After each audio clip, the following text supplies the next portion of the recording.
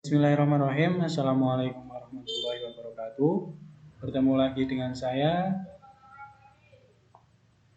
Oke, hari ini kita akan melanjutkan materi kemarin. Kemarin kita sudah bahas mengenai masuknya Islam ke Indonesia, teori-teorinya. Sekarang kita akan membahas tentang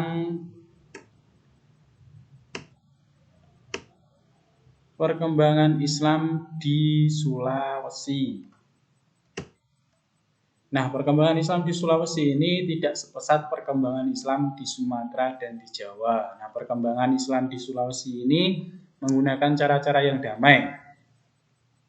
Kemudian tokoh-tokoh yang paling terkenal yang menyebarkan Islam di Sulawesi itu yaitu ada dua tokoh. Yang pertama Datuk Bandang dan yang kedua yaitu Datuk Sulaiman. Nah, kerajaan yang paling terkenal pada saat itu, kerajaan Islam pertama di Sulawesi yaitu kerajaan Goa dan kerajaan Talo. Dan yang selanjutnya yaitu perkembangan Islam di Kalimantan. Nah, kebanyakan masyarakat Islam di Kalimantan pada waktu itu adalah beragama Hindu. Kemudian karena adanya bantuan dari Sultan Demak, banyak masyarakat Kalimantan kemudian masuk ke dalam Islam karena dakwah-dakwahnya dari Sultan Demak. Nah, yang berdakwah itu ada beberapa tokoh. Yang pertama yaitu Sunan Bonang, yang kedua yaitu Makdum Pabayun, yang ketiga Kiai Pabayun, yang keempat Penghulu Rahmatullah, dan yang terakhir Sunan Kudus. Yang selanjutnya yaitu perkembangan Islam di Maluku dan Irian. Nah, banyak masyarakat Maluku dan Irian yang sudah masuk Islam berkat perkembangan penyebaran Islam di Sulawesi dan Jawa. Nah, karena di Sulawesi dan Jawa itu sudah banyak masyarakat yang masuk Islam, kemudian para mubalik atau para pendakwah itu berangsur-angsur masuk ke Maluku.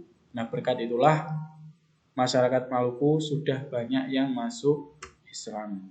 Kemudian kerajaan Islam yang berjasa menyebarkan Islam di Maluku dan Irian. Yang pertama yaitu kerajaan Ternate. Yang paling berjasa di kerajaan Ternate yaitu Sultan Zainal Abidin. Adalah raja yang pertama kali yang mengenalkan gelar Sultan. Sultan Zainal Abidin juga merombak pemerintahan kerajaan menjadi pemerintahan bernuansakan Islam.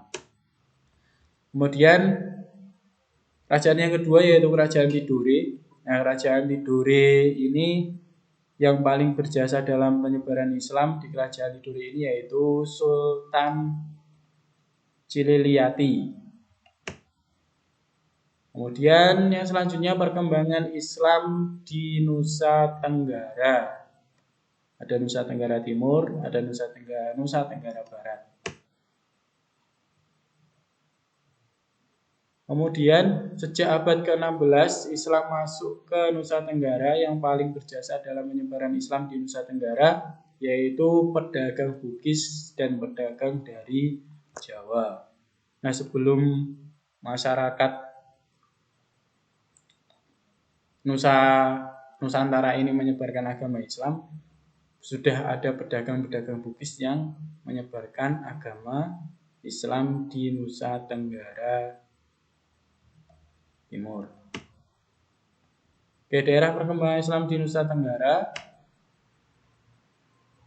Yang pertama yaitu Lombok. Agama Islam di Lombok diperkenalkan oleh Sunan Prapen atau putra Sunan Giri. Kemudian daerah yang kedua di Nusa Tenggara yang maju Islamnya yaitu Sumbawa. Agama Islam di Sumbawa ini disebarkan oleh mubalik dari Sulawesi. Nah, itu tadi perkembangan Islam di Kalimantan, di Sulawesi, di Maluku dan Irian, dan terakhir di Nusa Tenggara. Oke, pelajaran hari ini cukup sekian. Saya akhiri billahi taufiq wal hidayah. Wassalamualaikum warahmatullahi wabarakatuh.